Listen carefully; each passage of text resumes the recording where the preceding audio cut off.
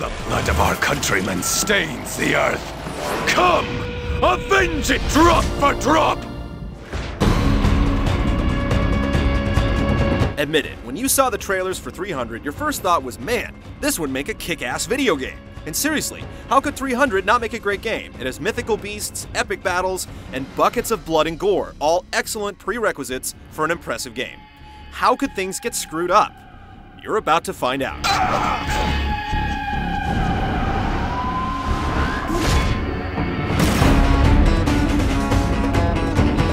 The game centers on the story of King Leonidas of Sparta. Faced with invasion and slavery at the hand of Xerxes and his massive Persian Empire, Leonidas gathers 300 of his best warriors to drive back the advancing hordes. Spartans, attack! While the film focuses almost solely on the various stages of that battle, the game, thankfully, branches out a bit more. Here, you'll find fleshed out segments that are nothing more than a few moments of plot development during the movie. While the game features no movie footage outside of the official trailer in the bonus section, the story bits are still engaging.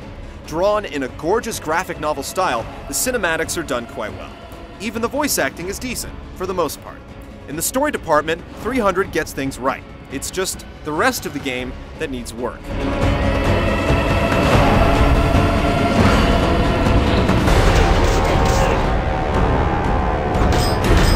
There's only one thing you can do in 300, and that's play through 300.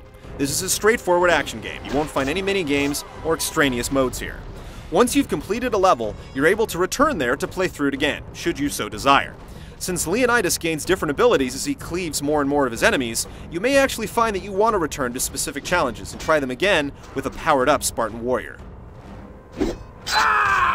While this game is a brawler at heart, it's more than a little disappointing that there's no sort of wireless multiplayer on tap here.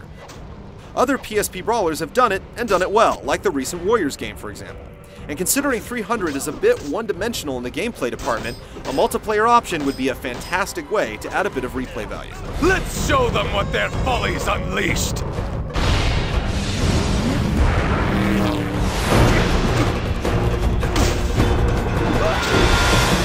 The story may be based on the film, but the gameplay is definitely modeled after Sony's God of War series. Leonidas may not have two swords and a bit of chain, but he does have a very similar combo-based fighting system. The game provides you with two weapons, a sword and a spear. They technically have different uses, though you'll find the sword is best for all but some very particular situations, mostly where you have to destroy an enemy's shield or hurl your weapon at attackers from a distance. Using Leonidas' shield as both a blunt and throwing weapon rounds out his arsenal. Plus, you can use points earned to buy better versions of the three implements. The combo system seems like it should be very deep when the game starts, but you'll find it's actually quite limited. As levels wear on and on, the same tactics must be used over and over again. It never comes anywhere close to being as engaging as God of War. In fact, it's downright boring most of the time. And those 300 companions of yours? Well, they should have renamed the game 2. Generally, only one of them will accompany his king into battle. In fact, the game completely fails to recreate the feel of the epic fights in the flick. There are never more than about 5 or 6 people or animals on screen at one time. This truly is a blessed night for fishing, my friend. The gods have smiled upon us. The lone exception is the phalanx. In certain levels, you'll be tasked with moving your army in phalanx formation, forward to one main goal. If your enemies push, you push back. If they attack, you counterattack, all while shuffling forward in what can only be described as a very slow walk.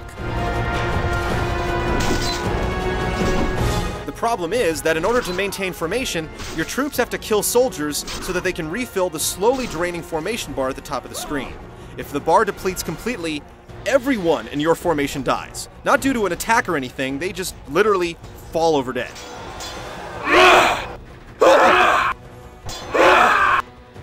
Variety is nice, but when it borders on absurd, it's just stupid. And overall, the gameplay in 300 fails to do service to the movie or the genre at large. Taxos, are you injured?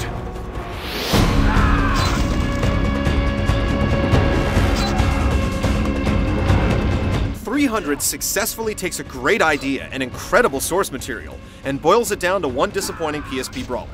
One can only wonder why a console version of this game was never created, where the technology would do the flick justice, but all we have is this uninspired movie spin-off that falls flat on just about every front. Hey, Did you hear something? It's just the horses.